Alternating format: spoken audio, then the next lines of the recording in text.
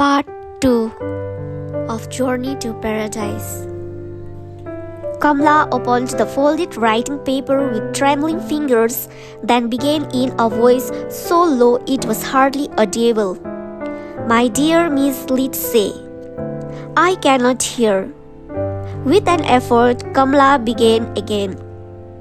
My dear Miss Lindsay, it was a very great pleasure meeting you last Sunday, and I have found myself thinking of you ever since. Would it be possible for us to meet somewhere where we can talk? Perhaps in the park or anywhere you suggest. Please don't refuse to see me, as I have matters of the utmost importance to discuss with you. May I say once again what a very deep and lasting pleasure it was for me to make your acquaintance, and I shall wait impatiently for your reply. Yours most sincerely and admiringly, Philip Redfield. Kamala had read the letter hesitantly, with little pauses between the sentences. When she had finished, her voice seemed to die away into silence. She did not raise her eyes from the letter and sat staring at it as if she hoped it might vanish into thin air. Why has he returned to you? Sophie stormed. Why does he not want to meet me? He is my friend, mine, until you took him from me. I do not believe that letter is for you. She sprang up from the table as she spoke, ran around behind her mother's chair, and snatched the letter out of Kamala's hand. She stared at the writing for a moment before she screamed. You did it deliberately. You enticed him into talking to you, and now you have concocted some secret that he wishes to discuss with you. I hate you, Kamala. Do you hear? I hate you. As she spoke, Sophie flung the letter down on the table, and then with her right hand, she slapped Kamala hard across the cheek. Kamala sank back in her chair while her pale skin flared crimson from the impact of Sophie's hand. That is enough, Marcus Clayton commanded from the end of the table. Come and sit down, Sophie. I have something to say to you. It is not fair, Papa. It is not fair, Sophie cried. Kamala gets all the men who come to the house. She sets herself out to bewitch them. She uses black magic to lure them to her side. Tossing her head, pouting her thick lips, Sophie obeyed him, casting a glance of enmity and hatred at her cousin as she did so. You will give me that letter, Kamala, Marcus Clayton said, and I will send that impudent young puppy a reply he will not forget in a hurry. As if she knew what was expected of her, Kamala picked up the letter from the table where Sophie had thrown it, placed it in the envelope, and rising, set it down at her uncle's side. I am so sorry, Uncle Marcus, she murmured as she did so. Sit down and hear what I have to say, Marcus Clayton commanded. Kamala returned to her seat, glancing as she did so at her aunt at the other end of the table. During the screaming from Sophie and the orders from Marcus Clayton, she had sat still as a silent spectator. Her expression was quite inscrutable, and for a moment Kamala could not help wondering what she felt about the scene which had just taken place. I have been thinking about you, Sophie, Marcus Clayton said to his daughter, and I have certain plans for your future which I think will meet with your approval. My future, Papa? Sophie asked in surprise. That is what I said, her father replied. You are now 20, and it is time you were married. Married? Sophie cried. But to whom? No one has asked for my hand. And what man is likely to do so with Kamala and teasing them away from me? She seemed almost to spit out the words, but Kamala, with her head bowed, made no response. "It is not my fault," she thought desperately. How was it possible to make her uncle understand that, if possible, she avoided even speaking to the men who came to the house and certainly never tried to attract them? She knew only too well what Sophie's feelings were on the matter, how she craved attention, how she longed to be courted, would by a man, any man, in order to boost her self-esteem. But who was likely to look at the plain daughter of Marcus Platon, Rich thought she might be when Kamala was about? Kamala was not conceited. She had little opportunity to think of herself, but she would have been extremely stupid and unintelligent if she had not realized that her looks attracted attention wherever she went. Ever since she had been small, there had been people to acclaim how lovely she was and to tell her that she was exactly like her mother. It was difficult to realize that Aunt Alice, Marcus Platon's wife, was her mother's elder sister. There had in fact been 10 years between them, and it was almost impossible to believe that in her youth Alice Platon had been attractive. Now, with prematurely grey hair and a thin wrinkled face, she seemed a nondescript, ghost-like figure whose personality made no impact whatsoever upon her husband's household. Mama was so different, Kamala thought to herself. She remembered how lovely her mother had been, how her house, even though it was small and poor, had always seemed filled with laughter and sunshine. They had been so happy all together. So happy that even now, the 3 years she had lived in her Uncle Marcus' house seemed but a nightmare, while reality was still a home with a father and mother who had adored her. As I have said, Marcus Platon was saying in his harsh, ugly voice, "I have been making plans for your marriage. Sophie and I have this morning heard that they are about to materialize." "What's plan? Tell me, Papa." "It sounds very exciting." "It is exciting," Marcus Platon said. "I have arranged, Sophie, that you shall marry the Marcus of Toronto." "A Marcus?"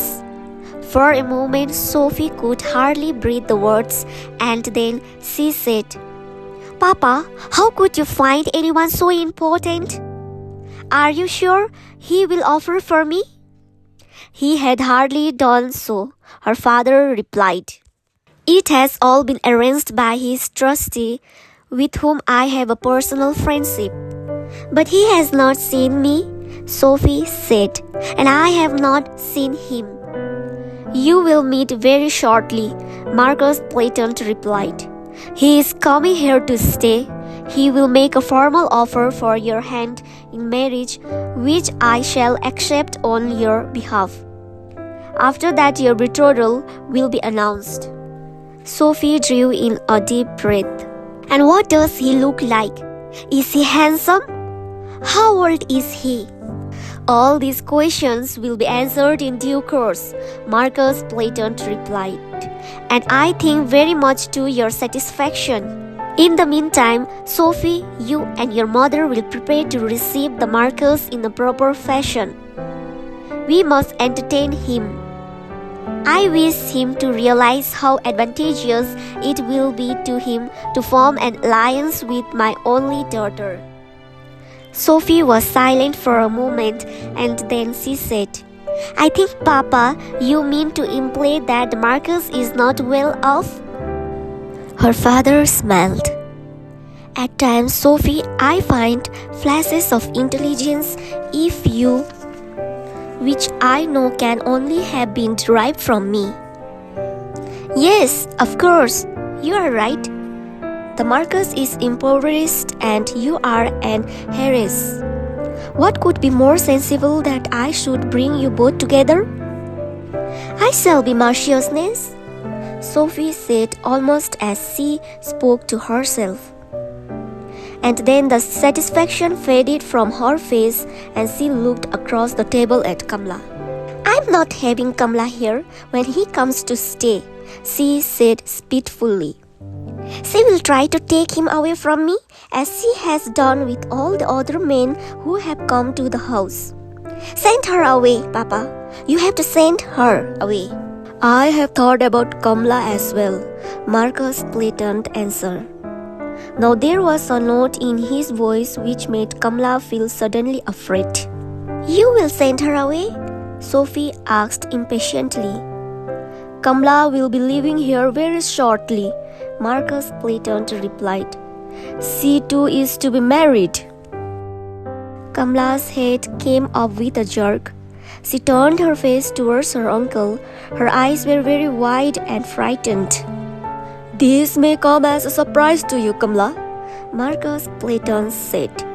"But I think that your disruptive influence and rebellious character would be best restrained by a husband. I have therefore chosen one for you." "You have chosen a husband for me?" Kamala said with a tremor in her voice. "Yes, Kamala.